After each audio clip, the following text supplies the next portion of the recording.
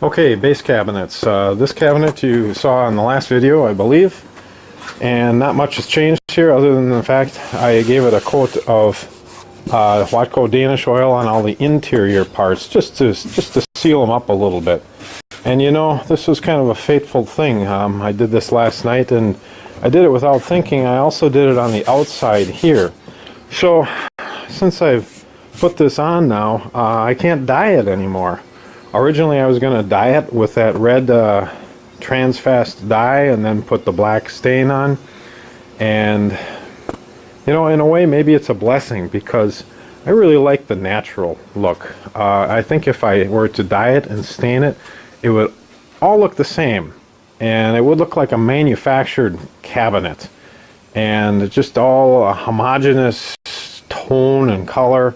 This way, each piece of wood, the grains can come out and stand on their own. You know, areas like this are going to pop out, little rougher areas, and I like that look. It's just a little more wild, a little more natural, a little more real, not so finished with the dyes and the stains to make it all just homogeneous. So my mistake might have turned out to be to the benefit.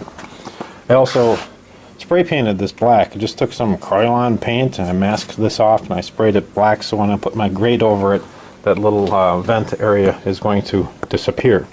You can see this is finished with the Watco Danish oil.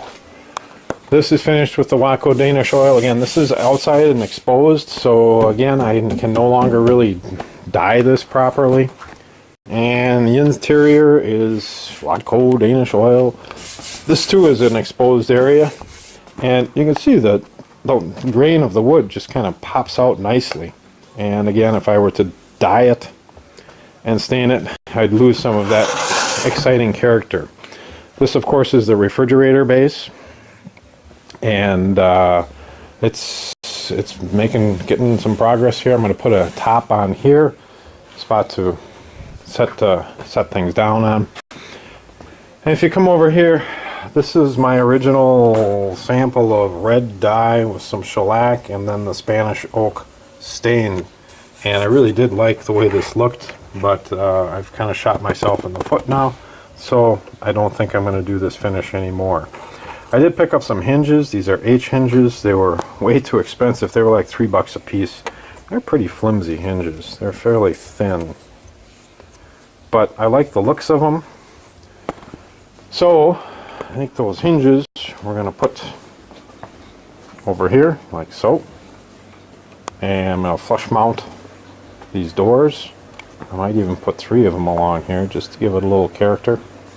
And I ordered some latches, some push to open latches. They are mechanical latches. Again, they were a little on the expensive side, but I ordered a dozen of those, and that way I don't even need a handle on here. I can just boop, bloop, and the door should pop open and bloop, plop it closed. We'll see how those work. I also ordered some drawer glides. I'll show you those here. Once again, kind of a high-end drawer glide. Probably spent too much money on them. But I want to do this right, and I want it to have a real quality look and feel.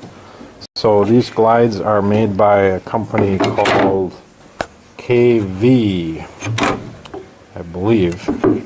It says in here somewhere. Yes, KV. So these are KV drawer glides. They are full extension. They're rated at 125 pounds.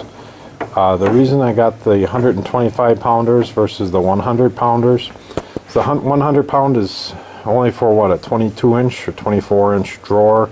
These come out to be about 29 inches across. So they say get the heavier glides. These glides I should be able to mount inside here enough so that I can flush mount the drawer to the face of the face frame. These are 24-inch drawer glides, and the standard I think is 22-inch for a normal kitchen cabinet. These cabinets are a little deeper than a normal kitchen cabinet. These are 25 and a half front to back. My door opening in the side of the RV is 25.5 and about a 1/16 of an inch. So this thing's just going to slide in the door. And it's just big enough to get this vent out in front of the wheel well that goes underneath there. So this is all pretty carefully measured out and fitted out. I'd like to take it up and do kind of a dry fit and then bring it back down to fit my drawers and doors, but I don't think I'm gonna do it because it weighs a ton. I really don't want to haul it all the way up and in and then try to wrench it back out of there and back down here. So I'm gonna finish up the drawers and doors, finish the whole thing, take it up, and hopefully cross my fingers that it will fit. I think that's about it for today.